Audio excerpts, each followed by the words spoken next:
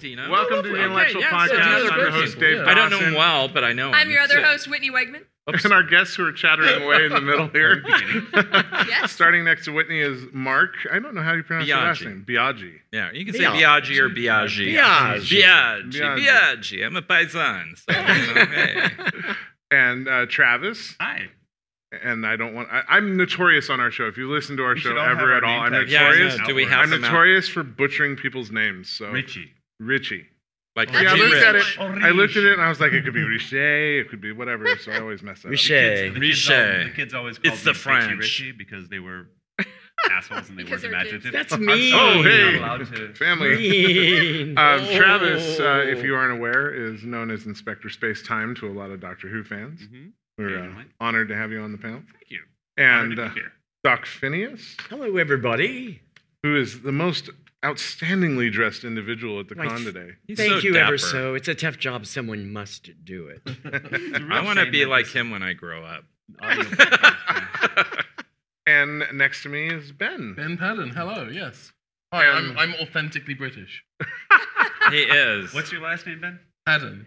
I loved how you checked your name tag. Just I he did might have forgotten his last name there. It's my fault. I made you nervous about messing up your own name. Right? See, last time I think I was Ben Paddon. I'm definitely still Ben Paddon. That's remarkable. I used to get picked on in school. People used to call me Ben Paddington. Is that going to be your next book? Still Ben Paddon? Really funny. That's what I thought of That's actually immediately. awfully cute, I have to say. It does. It's not an insult. It's not, especially because it's when kind of I was a kid, people over here didn't really know who Paddington Bear was, and now there's been 2 movies. Oh, yeah. Peter Capaldi was in both of them. Sure. Also, there is Are You Being Served? There is Are You Being Served? Oh, that's true. So, Mr. Humphries, are you free? we are here With my Paddington with all this Bear. Britishness on the panel. We are here at San Diego WhoCon, the only Doctor Who convention in San Diego, which is amazing and fantastic. And I want to shout out to the convention organizers for bringing intellectual entertainment on. And for bringing all of you to sit down and chat with us. And if you've never listened to our show, we just talk with entertainers, writers, actors, directors, musicians. Not just entertainers. We've talked to politicians and scientists. I try to forget the Intellectual politicians. people, And you included politicians in that? But so we're here at WhoCon, so I figure, you all are here because you are in some way, shape, or form part of fandom now. And discerning individuals because we like Doctor Who. What is it exactly that makes you discerning to be a Doctor Who fan? That's a good question. I think for me, it's a combination of the storytelling. It's a combination of the heart that goes into the show itself. The longevity of it speaks to the quality of some of the storytelling going on, the type of world that they've created. Yeah. It's a world I'd like to live in. I think that on a kind of a basic level, there's a large portion of the population that fears things they don't understand or don't know. It's a big problem we're having right now culturally. And I think sci-fi in general and Doctor Who in particular is hard to understand sometimes because it's not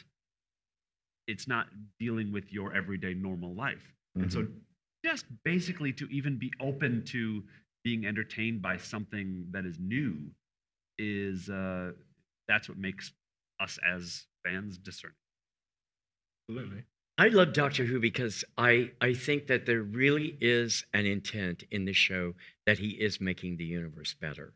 Exactly. And I love the fact that he loves Earth. Mm-hmm. And he loves Earthlings. He has some kind of affinity in his heart for Earthlings. And I just think, looking at our country, looking at Earth right now, if we ever needed Doctor Who, it's this moment, Yeah.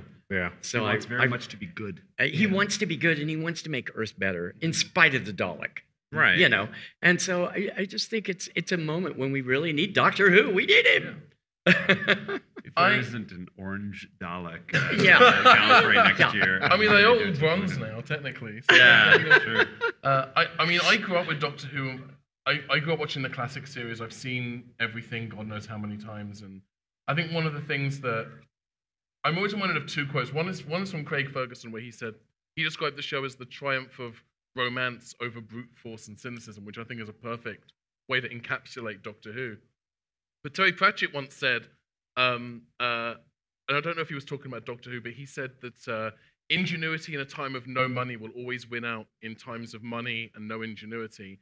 And I think that the Doctor Who production team have had a wildly fluctuating budget since 1963, and even when they haven't quite been able to afford to do something big, that hasn't stopped them from pursuing big ideas. Even if you end up on, you know, a planet covered in, you know, bee people, if you can only afford to put them in, you know, really badly sewn together bee costumes and having had them standing there going buzz, you know, at least they're going for it. You know, they're always swinging for the fences, regardless of whether or not they have a bat. And I always, you know, I think that's to be admired, I think. You know, since you mentioned authors, I think Neil Gaiman also had a description. I can't remember the exact quote, but paraphrasing here, it had to deal with Doctor Who is not necessarily science fiction, but it's about a man who travels in a magic box, has sort of a magic wand, and he goes around and he helps people and fixes problems. So it's in a way, it kind of encapsulates. Space wizard. Yeah, exactly. What in does many Neil ways. Gaiman know about Doctor Who?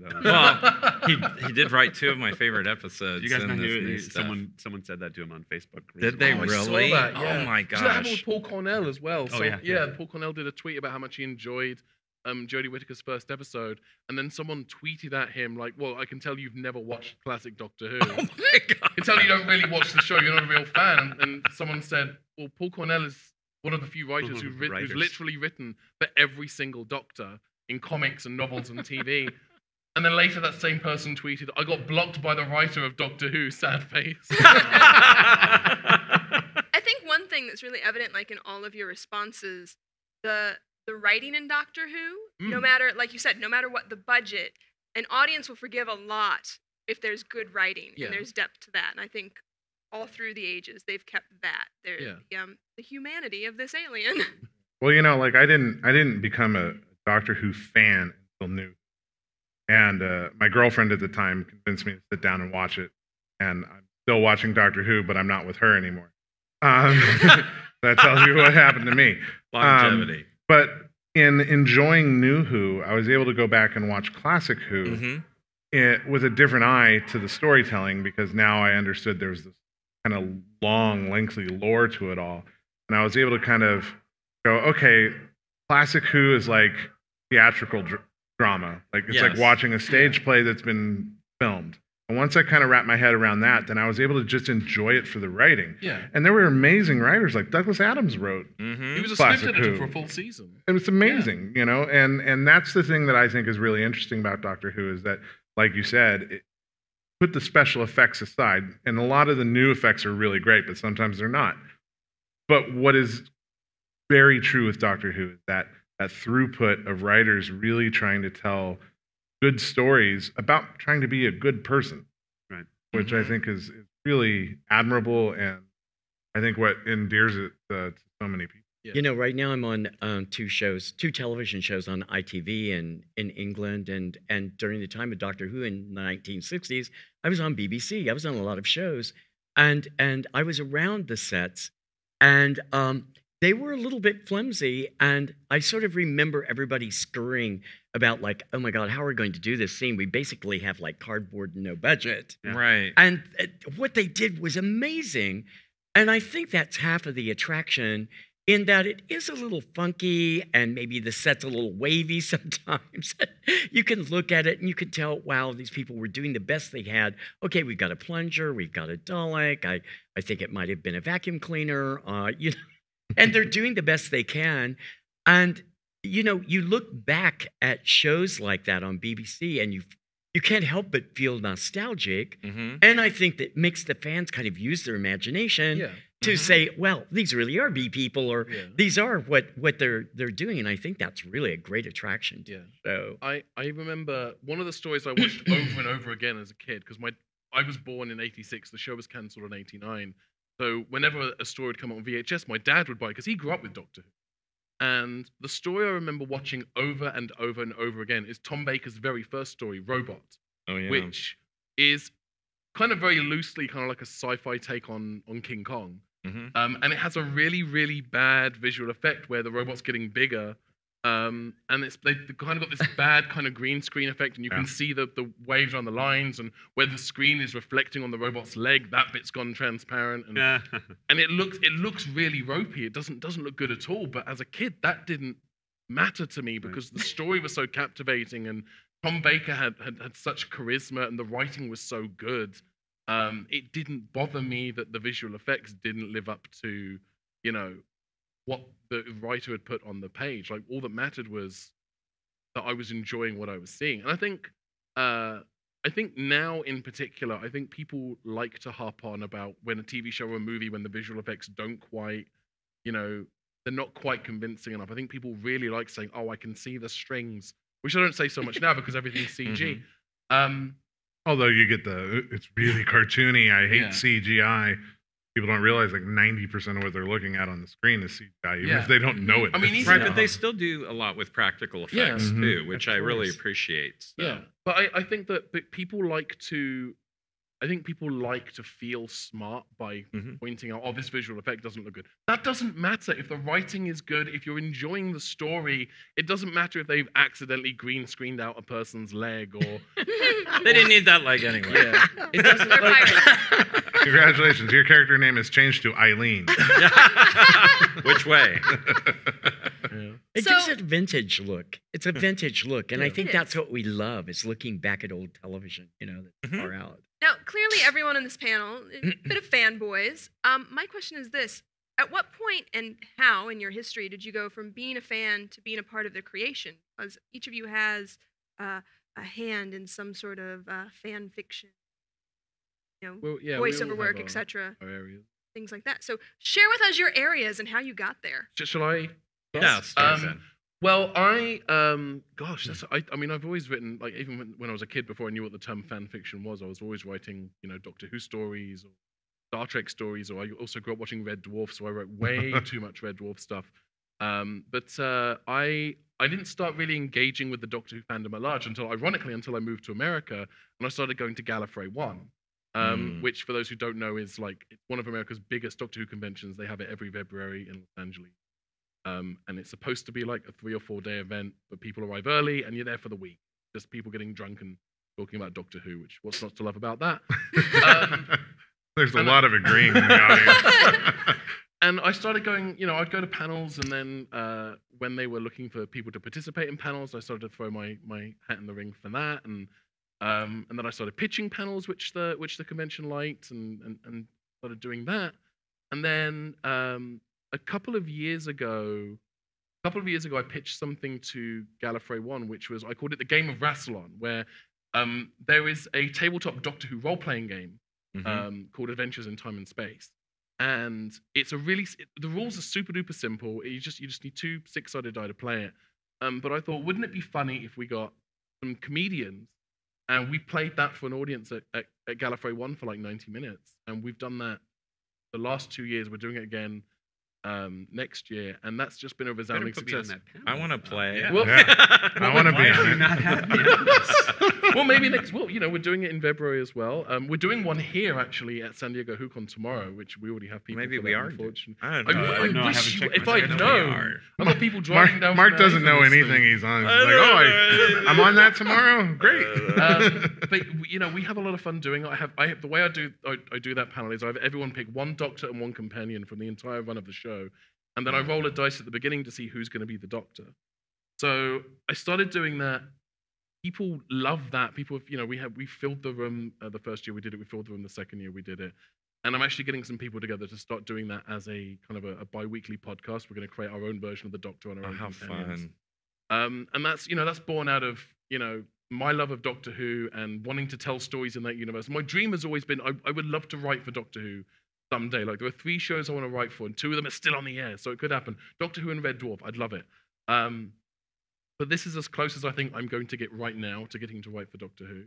And that's really what it is, like wanting to kind of play in that universe.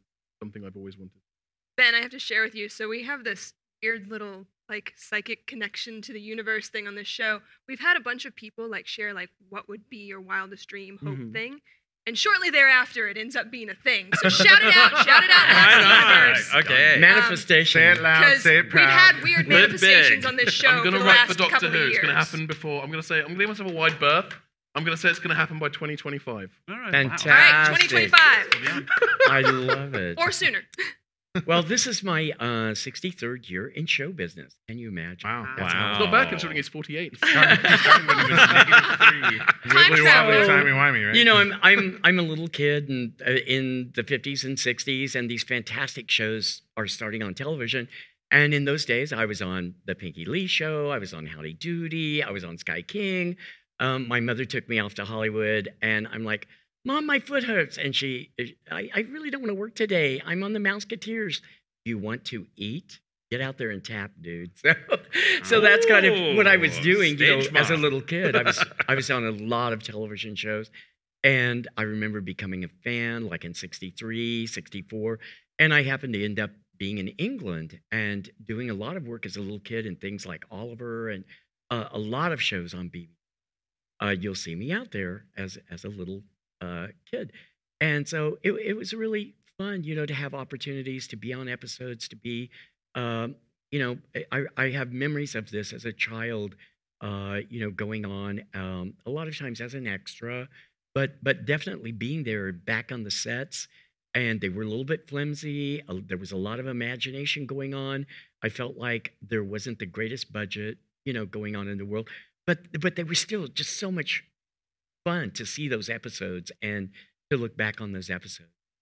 And I really cherish that. And then, here I am, jumpstart back to where I am at now at 70 years old. I was at Comic-Con this year. I came out of a TARDIS. It was on stage. It was shaking. There was steam coming out. And I came out of the TARDIS with Hello Kitty, like... And then the Dalek's on stage, and I'm going, well, hello, Dalek. Well, hello, Dalek. And so this is what they do with me at 70. I'm just saying I'm still out there, I mean, like you look tap like dancing. a doctor right now. Well, Yeah, thank sure. you. Yeah, thank you. And I feel like I am the doctor on some level. I'm like the 69th doctor. Like the steampunk The sexiest version. doctor you could be. There you go.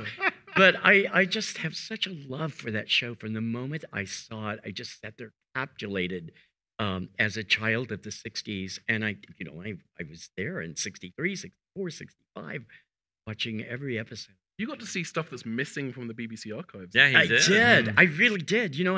I've searched back for shows that I can remember, and I can't find them. Oh, And I'm like, wow. oh God, I can remember that episode and what happened, and working for BBC, you're back there on the sets I saw a lot of Doctor Who sets, and I'm walking around, and my God, I just wonder what happened. Where are they? They were so cool. You should talk them out to Ben, have him rewrite them, and you'll There be we go, cast as yeah. the You know, doctor. we really Done. should. I wrote a sketch Easy for Gallifrey last peasy. year We about should- what was the villains that they bring people at the end of their lives to Oh, yeah. last season, right? Or Yeah, this season. the end of... Yeah. They bring people Capaldi. Yeah. right before they die. They bring Yeah. them and then grab all Yeah, their that memories. university on New Earth. Yeah, the one Yeah, from, exactly. Once So Upon a Time, I yeah. wrote a sketch about they pulled someone out just to get the last episode of Doctor Who. That's so cool. That's Yeah. marvelous. The glass robots. Yeah. Yeah, Yeah, that exactly. was the Glass, one. Yeah, I can't remember what they were. But Anybody remember the The name of little those? reveal of Bill. I think it was the, We I are think it was the- the University of New Earth. no, right? we Or are the God. I wrote the sketch. I There can't was remember what they're yeah. called. Testimony. Testimony. There the we go. testimony. Testimony, Thank you. That's it. Yeah. and so- I was thinking about that earlier because when we were doing the In Defense of panel, someone brought up the Tesselector taking River before the end of the Mhm. time stream. And I was thinking, okay, so one of the things that Stephen Moffat has given us is two separate organizations that show up at the end of a person's life. So if a person is bad, first they get captured by Testimony to have all of their knowledge downloaded to a big computer, then they get put back, and then they get taken by the Tesselector and punished for being bad. It's an Unless they have a organizational nightmare is lottery. what Yeah. it is. What if one of them gets there before the other one I- does? It's How do like- they deal with that? Yeah. You know? I don't know. They Mud arrive at the wrestling. same Are you going to- time? are you Lots going to of take him? Are you paperwork. going Lots to of take him? We were paperwork. going to take him. No, I want to take him. And they're all English, so they're all being too polite. No, you should go. No, you. Please.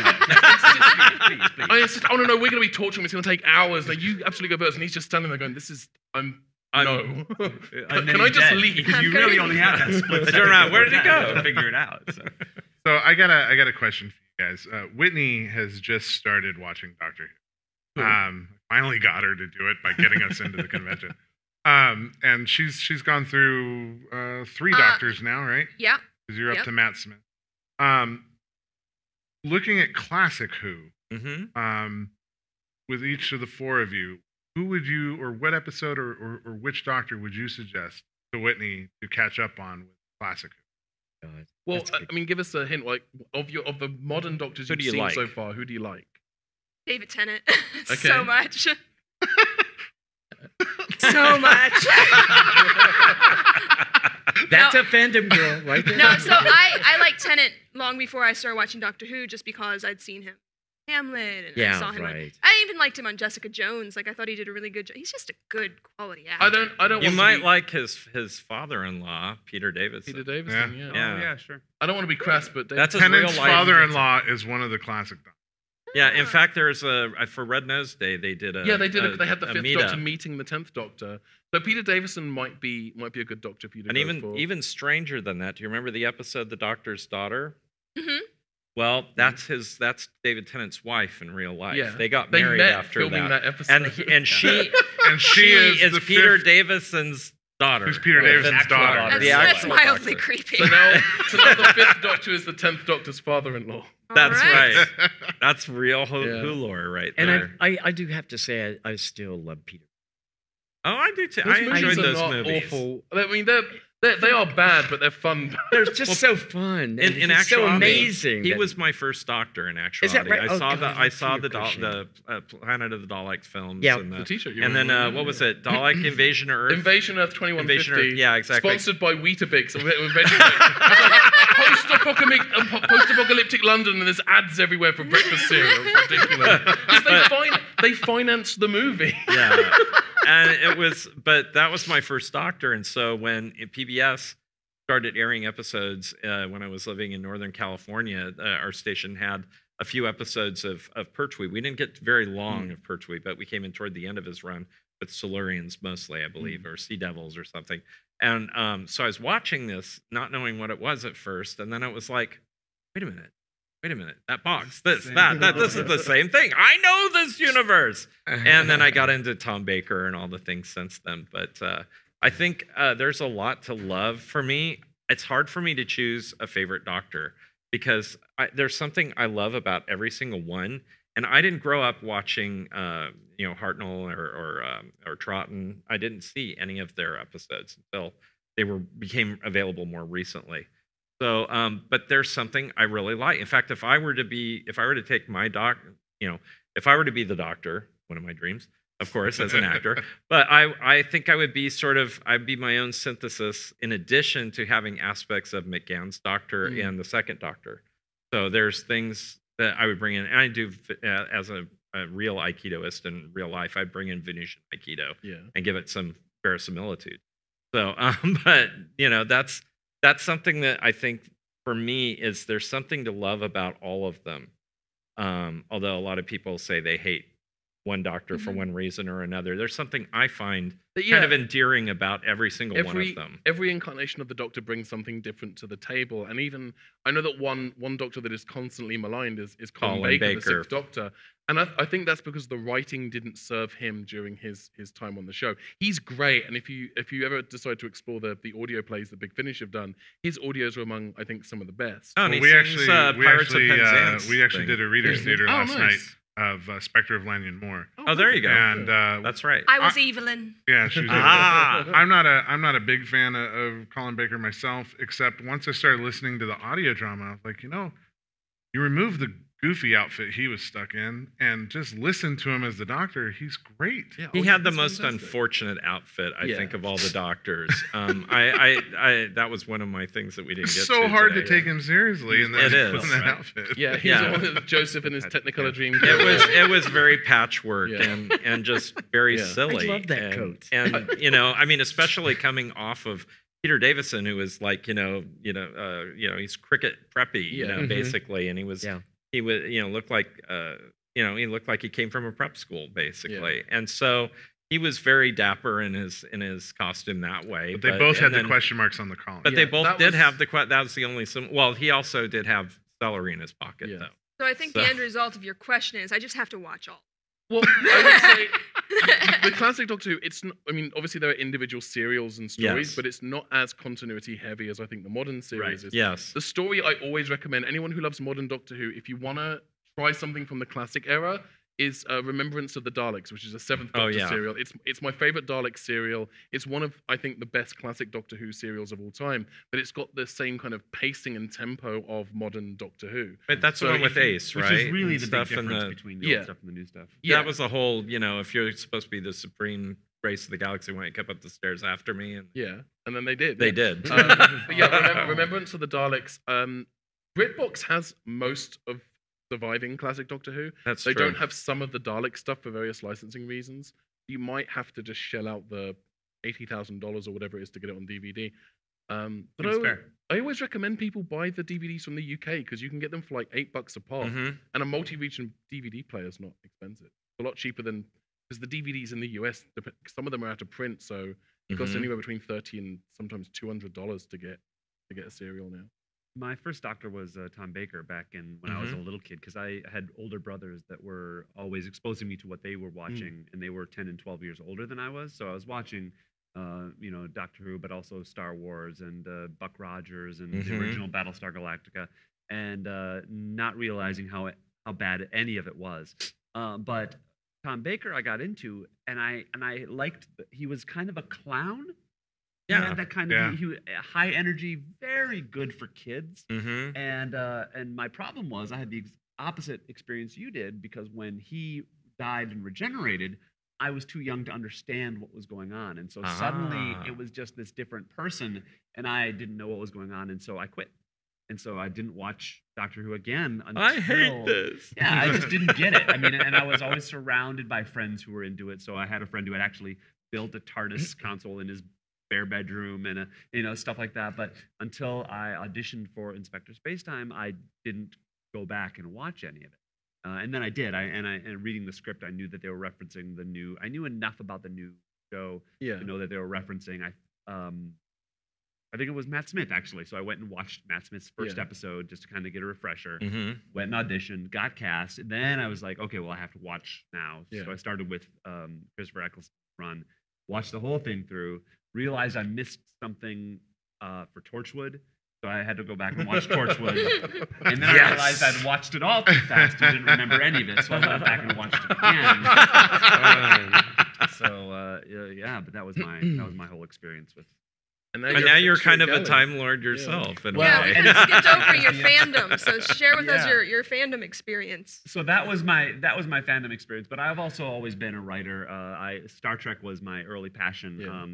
In high school I wrote episodes of Voyager, I think it was on the air, Mhm. and because Star Trek was also the only television show that accepted unsolicited manuscripts, and you could actually send it in, fill out a waiver, and a lot of the big sci-fi writers we know now, not Michael Moore, Ronald D. Ronald Moore and Renee Echevarria, and Mhm. those people actually got into it by writing for Next Generation, by submitting scripts. Anyway, so I've always done that, but I've also, being an actor is my primary passion. Like I want to be I'll probably never, because I'm not British, be a part of the Doctor Who universe.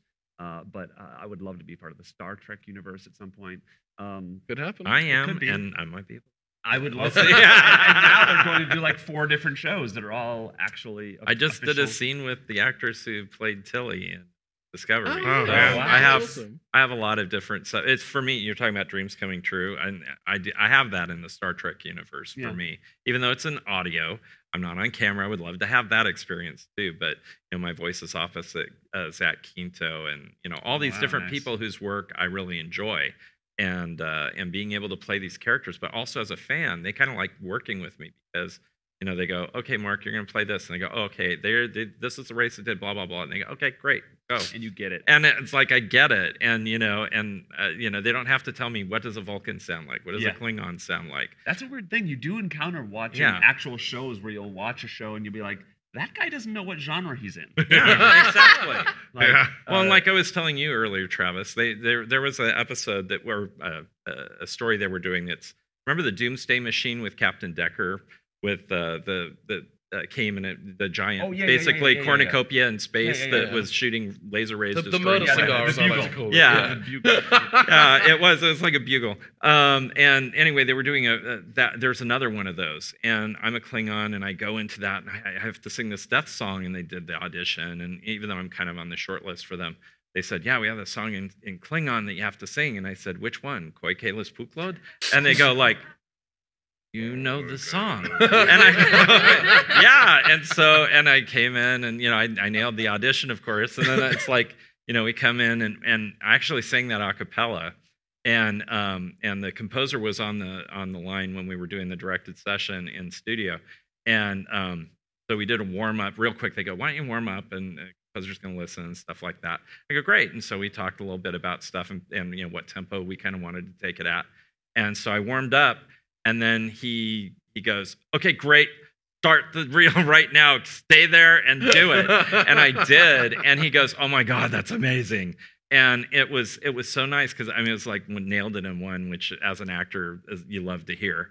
And we try to do all the time. And sometimes technical things keep that from being a reality. I never do it in one. Yeah. 3-take Richey, that's what they call it. No, I don't mind multiple takes either, because sometimes the third is the best. Because you get through the whatever's blocking you in the first read. But it's a joy to be able to be in that universe as a performer when you're also a fan. Yeah. So it's it's something that I can't wait to do more of and other things, and I have in a bunch of different genres, but not Doctor Who yet. And that it's like you were saying, not being British, we're not very likely to become the Doctor ever.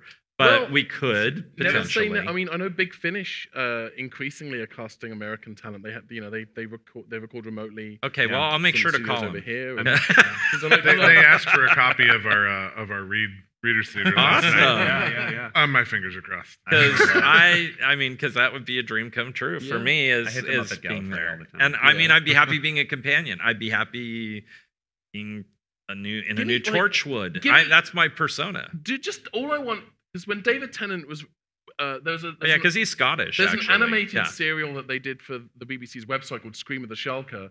And when they were recording that in one studio, David Tennant was recording another thing for Radio 4 in the other studio.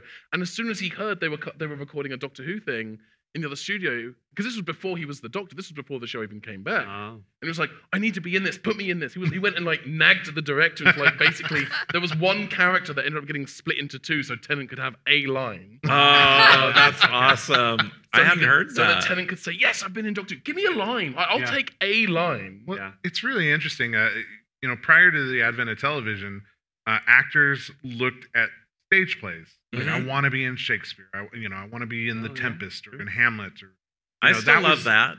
But that was the thing that there was a fandom for performers. That was a history. There was just a need to be a part of that. Yeah. And I think what we've seen in the last 30, 40 years as television and film has matured is we have a new paradigm of what people who want to entertain want to be a part of. Yeah. Yes, I think there's a uniqueness as an actor that you have in science fiction that you do not get in other genres, and that is the fact that you can take your character to places that you cannot normally do in other types of dramatic formats. Sometimes you might switch gender. You might have to have your personality switch with somebody else. You could be the evil you. You could be the really ancient you. You could be really young you. You could be there's so many different possibilities to the character that you're embodying, and having to bring that in, that it's very challenging and fun as an actor to be in that environment, because you get to take a character that and then mutate it into ways that you're still discovering. And as an actor, the process of discovery is very rewarding in what we do. Yeah. And if you look at sci-fi television, it's the actors who are regulars that get the exciting things, whereas on other types of shows like procedurals, the regulars are often there just to support the guest stars. But if you look at shows like Doctor Who or Star Trek, it's the regulars that get really great arcs through their career or through their runs. Yeah.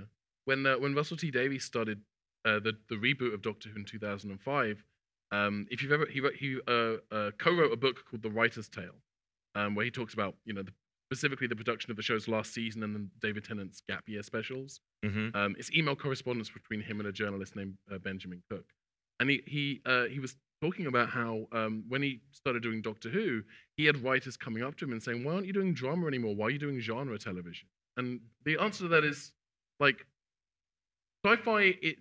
Sci-fi is a genre, but you can do sci-fi drama, you can do sci-fi comedy, you can do sci-fi horror, and Doctor Who is frequently all of these things, Exactly. occasionally in the same episode. Yeah. Exactly. Genre television is not devoid of drama. Like I would wager that most of the people in this room are affected by, you know, the 10th Doctor and Rose saying goodbye at the end of Oh Doomsday. God, I Like, cried so much. You're Yeah, gonna make see? me cry right now.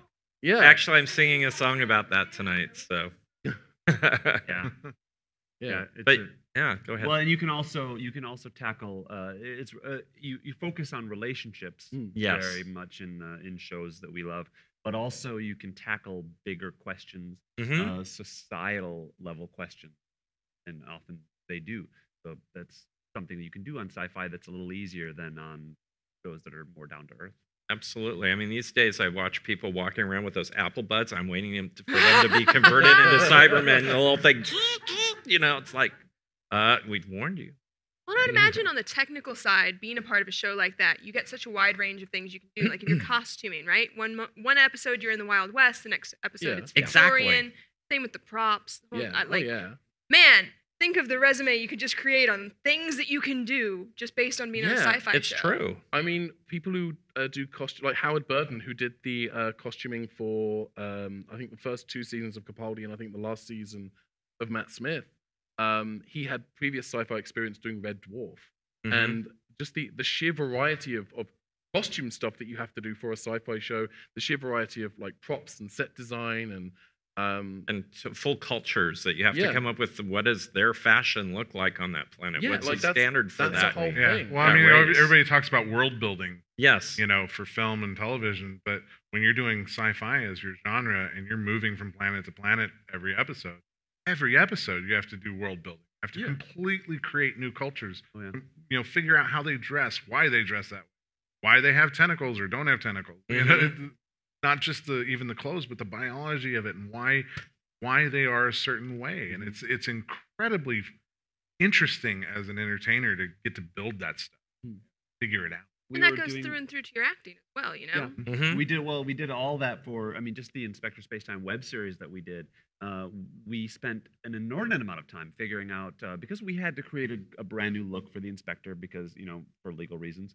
And so It's law. I worked with a costume designer and we talked about why his costume is what it is. And, you know, Mhm. and it had, you know, because the Inspector is Yeah, different please than the fill Doctor. this in because I want to know. Yes. Well, he's more like a universe police, and so Mhm. when he's the first of his kind, and he is, you know, we don't know yet why, and we don't, you know, but a lot of this stuff that we created, and he has no hearts, and so, you know, but that's just something we said on a whim, but then we were like, oh, okay, so then we have to justify that and create this Yeah. whole backstory about why, and then but then it opens up really interesting possibilities because, as I was saying, the people that he travels with, the humans that he travels with, literally are his heart, and so and they balance him. And the Inspector, when you watch the series, I kind of play him like a little bit of a jerk, Mhm. and he's kind of cold, he's kind of like calculated, and so the people are necessary for him to balance that kind of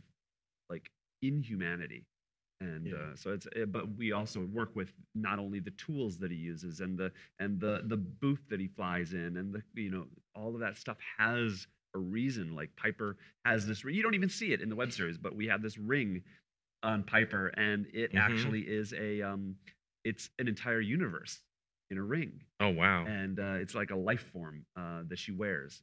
It travels with her. It's cool. You know, That's cool. production is so much different now. And, you know, over my 60 years of being you know, Sure. an actor, and when I was first, you know, engaging in a lot of these things, it was like being on a holodeck, Mhm. literally. I'll bet. I mean, we created everything. This was before the time of computers. and for your imagination Oh my too, having to God. use your And, imagination totally. You know, one of the first movies that I was in, and it was Blade Runner. oh gosh. And what just a being on film. that set with Bud Yorkin, you know, interjecting all these things, and here's Ridley Scott. and we're in downtown Los Angeles. And Sid Mead's designs are amazing. And we're working out things as we're working. And like Bud Yorkin turned to me and he said, well, Doc, what do you think, like, in the future, what language do you think people would be speaking in downtown Los Angeles? And I said, well, there's a lot of Spanish people. There's a lot of Korean people. So I imagine it's a combination of Korean and Spanish, right? And I was just in downtown Los Angeles doing a production, and people were speaking Korean mixed and Spanish. with Spanish. Really? Wow. And I thought, wow, these things really come true. It It's really does. bizarre. And here on the side of a building is this huge screen and this like, it's like very much like that. So Wow. now when I'm in production, I'm basically wired for sound. I'm on a green screen. I'm Right. talking to actors that I will never ever see, Right. doing scenes by myself. And it's such a different world Yeah. than those early worlds where we actually created all of the stuff that we were. All the practical effects. I mean, my I think God, that's. it's I may not amazing. have enjoyed Prometheus as much as I hoped to, when Ridley Scott did that. But one of the things I did respect is that film was largely practical sets. Those sets were all built. There were a lot of practical effects that went on, and it's a dying art in a lot of ways. But it's Yes. amazing to me. I mean, I've worked on green screen, and as a voice actor, I have to use my imagination all the time. And usually, I don't know if you guys know this, but when we record things in the studio, it's usually me and the director and a producer out there and the engineer, no other actors. So the people I'm talking to, I don't even know. Some of them I've never met, and sometimes I don't even hear what they're saying in their lines. I'm just getting, a cue or see what their line is going to be, and I have to react, and I get direction from the director. But I don't hear that interaction until I hear the final product. So you have to make choices. Acting is making choices a lot, but you choose. You try to be in that moment and be as real as you can, responding. But you have to engage a lot of your imagination. I think That kind of voice acting is Yeah. really, really interesting, because one of the things you'll hear actors talk about all the time is working opposite another actor who's a giving actor. Yeah. Gives you something to It's work off true. of. But as a voice actor, oftentimes only person giving you something's you. it's exactly well Yeah. as they say, acting is reacting. Yeah. Where you really are listening to who you're working with and responding and making that hopefully a real response, a real true response that's organic and means it's true to your character in that moment and in the moment, as we say. But it is more difficult in studio doing those types of things because we are having to engage our imagination.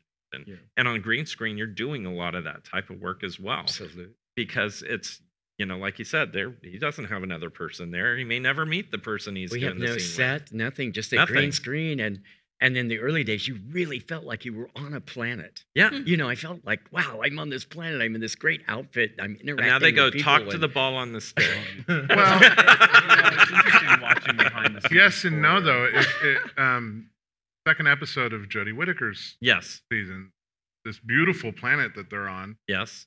they went to Africa. to South shoot Africa, it, yeah. right? Yes, Did they they? did. So Wondering they're where that doing was. location shooting in New Who. That's They do. Unbelievable. And they shoot some of their budget that way. And then other times they're going to do something a little bit more simpler with virtual sets and stuff. So they balance it out. And I think they do that rather effectively Yeah. based on the story yeah. and the story that they're trying to tell. They and did it a couple of times in the classic series as well. 'cause Yes, for they City of did. Death, they went to Paris, and Yeah. for Planet of Fire, they went to I think Lanzarote.